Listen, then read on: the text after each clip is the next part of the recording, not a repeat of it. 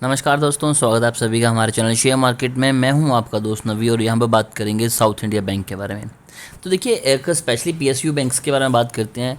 तो नरेंद्र मोदी का बयान ले लीजिए, सीतारमण जी का बयान ले लीजिए, अनुराग ठाकुर का बयान ले लीजिए, तो सभी ने हमेशा कभी ना कभी ये चीज़ें हमें इंडिकेट की हैं कि जी हाँ, पीएसयू बैंक्स में आगे जाके एक अच्छा अपॉर्चुनिटी बनती है, यहाँ पर पैसा कमाया जा सकता है।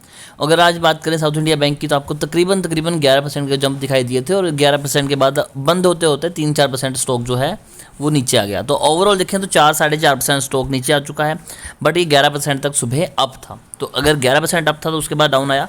मार्केट में चीज़ें चलती हैं, बट ओवरऑल देखें तो स्टॉक अच्छा है, अच्छे रिटर्न निकाल के दे रहा है। और क्यों ये तेज़ी थी वो भी डिस्कस करते हैं।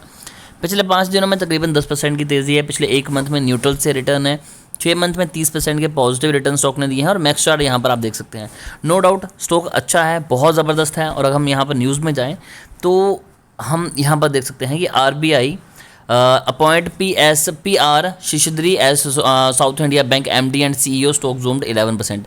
तो ये अगर MD या फिर CEO चेंज हो रहा है तो क्यों स्टॉक में इतनी ज़्यादा तेज़ी आ रही है? तो एक चीज़ आप समझिए आप खुद, कि जब भी अगर आपके पास मान लीजिए 2 गाड़ियाँ हैं, एक आपके पास मर्सिडीज़ है एस क्लास है और दूसरी गाड़ी आपके पास है अल्टो। अब जो अल्टो का ड्राइवर है वो बहुत अच्छा है, बहुत एक्सपीरियंसड है, उसे 10 साल का एक्सपीरियंस है। वो जो मर्सिडीज़ का ड्राइवर है वो बिल्कुल ही एक टीनेज है जिसने अभी अभी गाड़ी चलानी सीखी है। तो आप किस गाड़ी में बैठना प्रेफर करेंगे? आप बेशक बैठना चाहोगे मर्सिडीज़ में, पर आप बैठोगे अल्टो में, क्योंकि अल्टो ज़्यादा सेफ़ है, उसका ड्राइवर अच्छा है, वो आपको आपकी मंजिल तक पहुंचाएगा और सेफली तरीके से पहुंचाएगा। जबकि वो टीनेजर जो अभी अभी गाड़ी चलाना सीखा है वो शायद मर्सिडीज़ को हैंडल नहीं कर पाएगा और वो एक्सीडेंट करवा देगा। सेम चीज़ होती है एमडी के साथ भी। अगर कंपनी का मैनेजिंग डायरेक्टर्स अच्छे हैं, CEO अच्छा है, कंपनी की जो मैनेजमेंट है वो प्यारी है, अच्छी है, अच्छे से काम कर रही है, तो डेफिनेटली वो कंपनी को आगे ही लेके जाएंगे। अगर कंपनी का CEO ख़राब है, कंपनी की मैनेजिंग डायरेक्टर ख़राब है, तो जितनी मर्जी अच्छी कंपनी है वो अल्टीमेटली लॉस में ही जाएगी। तो सेम चीज़ें यहाँ पर भी होती हैं। तो उसी की वजह से आज आपको स्टॉक में यहाँ पर 11% का जंप दिखाई दिया था। RBI has approved the appointment of PR Shishidri as Managing Director and CEO of Bank for the period of the 3 year with effect from October 1, 2023।